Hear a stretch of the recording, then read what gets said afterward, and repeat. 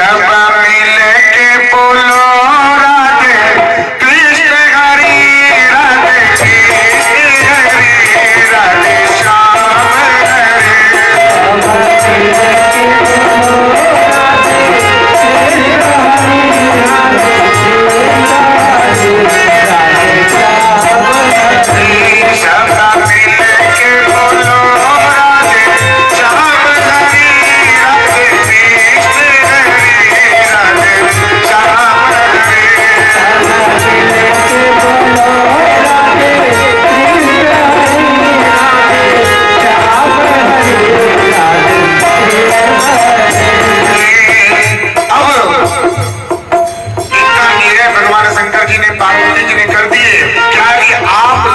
पति पत्नी का व्यवहार एक दूसरे से मिलना चाहिए।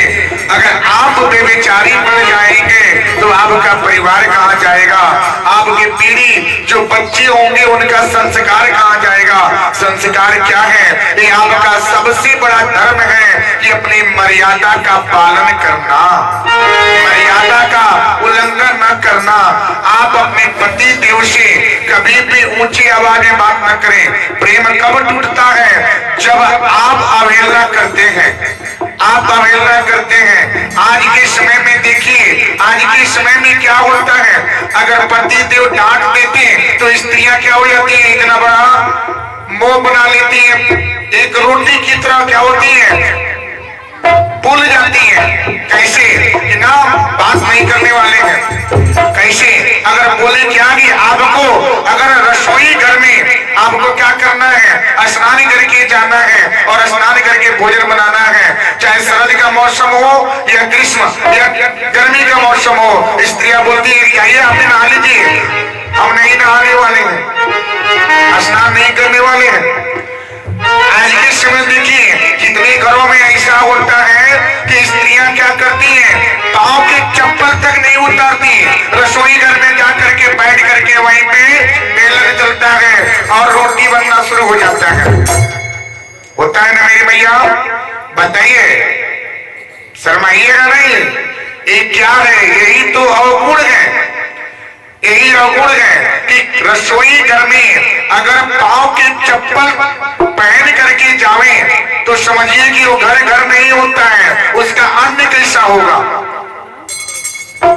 रसोई घर में कभी भी ये क्या होता है, जड़ पादुका को परित्याग करें। चप्पल पहन करके, चप्पल जूते ठंड के मौसम होते हैं क्या करती हैं, अपने लिए उसको बनाती हैं, वहां तक की सॉक्स पहनती हैं, मोजे। आपके पास इतना गुस्सा क्यों होता है?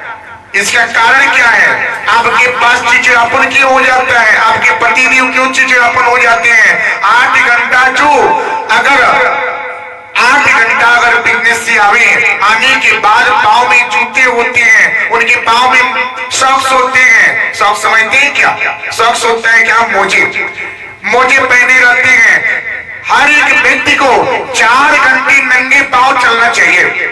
4 घंटा नंगे पांव होकर के चलना चाहिए। नंगे पांव चलने से आपके शरीर की जो गर्मी होती है, जो बीमारियां होती हैं, वो तलवे की तरह से निकल जाता है।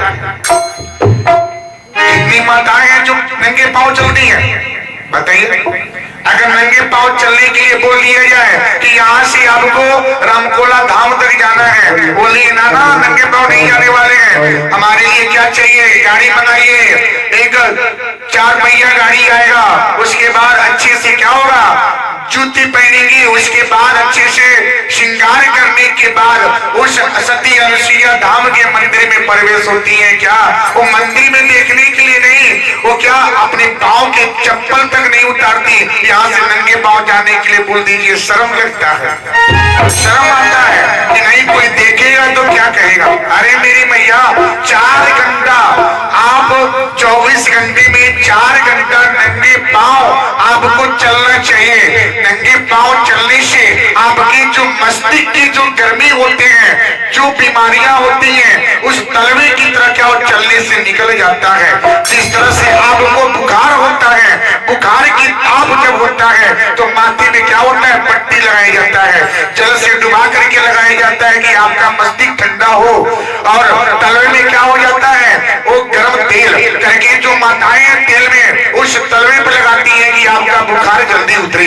होता है ना मेरी माँ? बोलिए। तो नंगे पांव, अगर जो स्त्रियां नंगे पांव, जो पुरुष नंगे पांव 4 घंटा अगर चलते हैं तो उनके पास बीमारियों का नियंत्रण नहीं देना पड़ेगा। बीमारियों का नियंत्रण तो खुद आप दे देते हैं। आपके पांव से चप्पल नहीं उतरेगा। आप चाहे बाथरूम में जाइए या आप टहलने जाइए या आप किसी रिलेशन में जाइए या आप किसी फंक्शन में जाइए, आपके पांव के चप्पल उतरना नहीं चाहिए। दिखना चाहिए कि मैं आज 1000 रुपए की टाकी हूँ, सैंडल पहनी हो, जूते पहना हो, ऐसे दिखना चाहिए। सबसे महंगा मैं हूँ। तो जब शरीर की गर्मी, जब आपके जूते और सॉक्स पहनने से क्या होते हैं, बहुत गर्म लगता है, आपके तलवे गर्म हो जाते हैं, तलवे होते हैं गर्म होते हैं, आपके मस्तिष्क गर्म होते हैं, आपकी गर्मी निकलता नहीं है, मस्तिष्क की गर्मी निकलता नहीं है, वो अंदर ही रह जाता है, तो आपके पास बीमारियां तो होगा ही होगा। उस बीमारी को निकालने के लिए क्या करें? आज के समय में देखिए कितने घर पे क्या होता है, पति देव अगर बिजनेस से आवे तो उनके पांव के मोजे तक नहीं निकलते हैं, सो जाते हैं, लेकिन मोजे निकाल करके सोए और 8 घंटे जो बिजनेस करता है उस गंध से अगर जूता अगर घर पे निकाले, चप्पल अगर घर पे निकाले तो उसका गंध कैसा महकता है सोच लीजिएगा। वो गंध आपके शरीर में जाएगा, जो पैक है वो शरीर में जब प्रवेश होगा तो कितनी बीमारियां होंगी। एक मोजे की गंध से आप ऐसे मुंह को ढकते हैं कि बहुत गंध आ रहा है, तो जो पूरे शरीर को गंध स्वीकार कर रहा है तो कितनी बीमारियों को पैदा कर रहा है मेरी माँ। तो इसको परित्याग करें। आजकल टहलने के लिए भी स्त्रियां कभी कभी हम देखते हैं, जाते हैं, सुबह में देखिए टहलने के लिए जाया जाता है, देखा जाता है क्या कभी कभी स्त्रियां भी क्या होती है, जूती और पाँव में जूते और चप्पल उतरता नहीं है, नंगे पाँव चलिए, वॉकिंग कीजिए, नंगे पाँव जब चलेंगे तो आपके पास बीमारी नहीं होगा, बीमारियां नहीं होगी। क्योंकि आप एक बिजली देखिए, बिजली की तार अर्थिंग कहां से होता है? एक पृथ्वी से होता है। आपका शरीर क्या है? एक विद्युत केंद्र समान है। वो जब अर्थिंग जब पाएगा, धूल मिट्टी जब आपके शरीर पे लगेगा तो समझिए कि उसका काम खत्म होता है। हाँ या ना? बोलिए मेरी माँ, सहमत है? ये बातों से सहमत है कि नहीं है? कितना समझाऊं आपको? बोलिए हाँ या ना, सहमत है? बोलिए। कितने लोग चर पादुका को त्याग करेंगे? रसोई घर में जाने से पहले अपनी चर पादुका, चप्पल जूते को बाहर निकाल दीजिए। यहाँ तक कि घर के अंदर तक चप्पल जूते नहीं होना चाहिए। चप्पल जूते का प्रयोग बहुत कम कीजिए। नंगे पांव जब चलेंगे तो आपके पास बीमारियां कम होंगी। और टहलेंगे, आप सुबह वॉकिंग कीजिए, टहलिए, नंगे पांव टहलिए, फिर भी तब देखिए आपका शरीर कैसा स्वस्थ होता है और आपको दवा की आवश्यकता नहीं पड़ेगा। लाख दवा खाने से अच्छा है कि सुबह की जो हवा है उसको ग्रहण कर लें। जो मंद सुगंध शीतल जो हवाएं बहती हैं उस हवाओं का सेवन करें। कितनी माताएं हैं जो सुबह वॉकिंग करती हैं? बताइए बताइए, सुबह वॉकिंग करने की संख्या कितना है? चाहे पुरुष हो या स्त्री।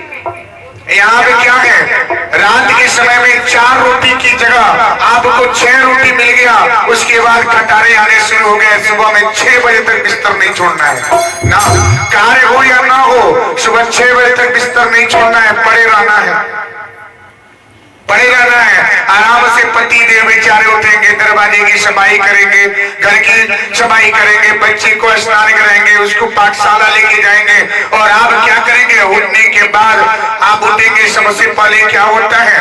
सबसे पहले बोलेंगे क्या? चाय चाहिए, चाय। बेचारे पति देव अगर प्रेमी हैं तो चाय भी ला के देते हैं, चाय भी देते हैं, लेकिन ऐसे परित्याग करें। सुबह भी कभी भी आप क्या करें? चाय का इस्तेमाल न करें। अगर खाली पेट अगर सुबह में जो रात को सोते हैं, जो आपके लार जो बनते हैं, लार बनने से आप सुबह में गर्म जल का इस्तेमाल कर लें, वो जल लेकर के लार को पी जाते हैं, जो उसमें बैक्टीरिया मारने की क्षमता होती है, जो आपके पेट में क्या होते हैं, तमाम कीटाणु जो है बसे हैं, उसको मारने के लिए जो लार से जो बैक्टीरिया है वही मारते हैं, वही खत्म करते हैं। सुबह में गुनगुना जल लीजिए, उसका सेवन कीजिए, आप देखिए आप कैसे स्वस्थ होते हैं। चाय को परित्याग कीजिए मेरी माँ। चाय एक क्या है, एक हानिकारक है, बीमारी को पैदा करता है। बीमारी आपके पास आता कैसे, चाय से है। आप दिन में 10 बार चाय लेंगे, चाय फैशन हो गया अंग्रेजों की बातें। पहले अंग्रेज थे, अंग्रेज क्या एक चाय बनाए, चाय का सेवन आपने किया, चलो चख लिए, चखने के बाद चाय चाय चाय चाय। चाय कहाँ है, चाय क्या है, चाय आपकी बीमारियों का जड़ है। चाय को परित्याग करें, चाय को दूर करें, चाय से ही सारी बीमारियां आती हैं। चाय किसके लिए है, जो 45 वर्ष के ऊपर पार कर दिया है, जो जिसका उम्र 50 साल तक पार हो गया है, वो चाय लेने के अधिकारी होते हैं। अन्यथा 50 के पहले जो है वो चाय का सेवन न करें। वही व्यक्ति क्या होता है, लंबे आयु तक चल सकता है, नहीं तो बीमारियों से ग्रसित हो सकता है। चाय को दूर करें। कितने लोग सुबह वॉकिंग पे जाते हैं, मैंने प्रश्न किया लेकिन किसी ने जवाब नहीं दिया ना। सोना, रात के समय में अल्प भोजन लीजिए। अगर आपको स्वस्थ रहना है अल्प भोजन लीजिए, अल्प भोजन लेकर के सोइए, आप बीमार नहीं होंगे। इधर एक माँ ने 2 पुत्र को कैसे लालन पालन करती है। अब सोचिए, अभी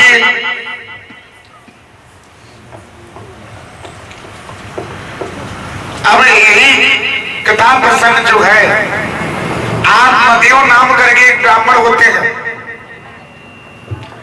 आत्मदेव नाम के एक ब्राह्मण होते हैं, उनके पास संतान नहीं है। संतान नहीं है, संतान की प्राप्ति कैसे होगी, जिसके पास संतान अगर नहीं हो रहा है तो बट वृक्ष का रोपण, अगर 11 बट वृक्ष का रोपण करें तो उनको संतान की प्राप्ति निश्चित होगी। बट वृक्ष क्या है, उसमें भगवान जी का वास होता है। अब उस आत्मदेव के पास संतान नहीं थे, और इनकी पत्नी जो थी धुंधली कौन, जो कर्कशा स्वभाव की होती है, जो तीखापन होती है, जो अपने पति पे बरस जाती है। कितनी माताएं हैं जो पति पे बरस जाती हैं, सुबह से लेकर शाम तक बरसती रहती हैं, आपने क्या किया क्या नहीं किए, क्या लाए कैसे लाए। कितनी माताएं हैं जो बरसती रहती हैं, बोलिए, शर्माइए नहीं, इसी चीज का तो प्रसंग चल रहा है श्रीमद् भागवत कथा में। धुंधली का मतलब होता है क्या, तेज होना, तेज होना। अभी आत्मदेव एक ब्राह्मण कौन, जिसको ब्रह्मत्व का ज्ञान हो, जो अपने बारे में समझे क्या है कि मैं क्या हूं, मेरा क्रियाकलाप क्या है, वो अपने निष्ठा पहचाने, अपने कर्म को पहचाने। अगर ब्राह्मण है तो अपने कर्म निष्ठा से पीछे नहीं हटेगा। आत्मदेव ये क्या भिक्षा मांगते हैं, भिक्षा मांग करके अपनी जीविका चलाते हैं, पति पत्नी रहते हैं, तीसरा कोई नहीं है वहां पे। अब इनकी पत्नी संतान न होने के वास्ते इन पे बरस जाती है, जोर जोर से बरसती है, जोरों से बरस जाती है।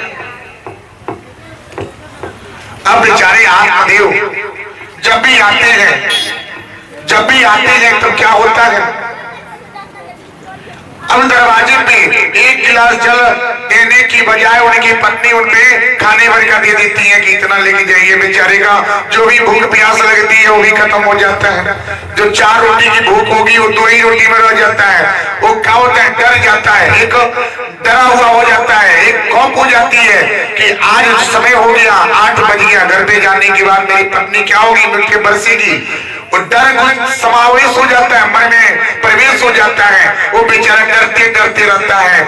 जब भी घर 8 की घंटी बजी, घर के दरवाजा कटकटाया और उनकी पत्नी बरसना शुरू कर दी। कितनी माताएं हैं जो बरस जाती हैं खाने पीने के बजाय, दुख सुख जानने की बजाय पाले तो इतना खाने भर का मिल जाता है।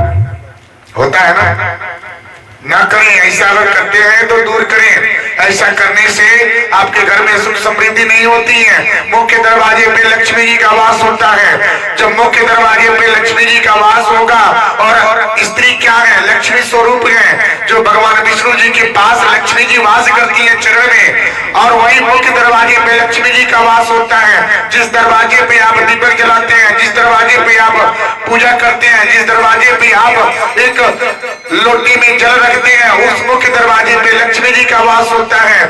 और वही स्त्री जब अपने पत्नी पे, अपने पति पे बरसे, दरवाजा जैसे खुलता है अपने पति पे बरस जाती है, तो जो लक्ष्मी जो वास करती है उस दरवाजे से हट जाती है। यहाँ पे कोई कदर नहीं है, चलिए यहाँ से अब निकल चलते हैं। जहाँ पे स्त्री और पुरुष, पति और पत्नी में प्रेम नहीं होता, वो घर क्या होता है, दरिद्रता का वास होता है। उस घर में लक्ष्मी वास नहीं करती मेरी मैया। लक्ष्मी जी के वास करना है, अगर उनको लेना है तो आपस में मिठास बनाइए। लक्ष्मी जी को सबसे प्रिय क्या है बताइए? मध। देखिए मध कैसा होता है, कहां कहां से कंद मूंद का रस लेकर के एक मधुमक्खी लेकर आती है, उसको घर बनाती है, और घर बनाने के बाद उसमें रस लाती है, डालती है, लेकिन उसका भोग कौन करता है? दूसरा कोई करता है। उसी तरह आप सबका हमारा जीवन है, हम सब धन बनाते हैं, कमाते हैं, मकान बनाते हैं, गाड़ी बंगला ऐशो आराम करते हैं, लेकिन उसका सेवन दूसरा कोई करता है, उसका भोग दूसरा करता है। तो आप अपने जीवन में ऐसे कर्म करें कि आपकी कर्म आपके पास रहे और उससे शरणागति हो। अब ये आत्मदेव, एक दिन की कथा है। आत्मदेव आते हैं चौखट पे, जैसे प्रवेश हुए और धुंधली ने बरस जाती है, बरस गई, और बरसने के पश्चात अब इनकी आंखों में आंसू आता है, रो देते हैं, रोते हैं बेचारे। अगर पति देव अगर पत्नी के बात से दुख हो जावे तो समझिए कि कितना कष्ट होता है। उनकी अंतर आत्मा से ये दुख होता है कि हम जिसके साथ जीवन व्यतीत कर रहे हैं वो हमारी पत्नी हमारी नहीं हो रही है, हमारी दुख दर्द को नहीं समझ रही है, तो तीसरा कौन समझ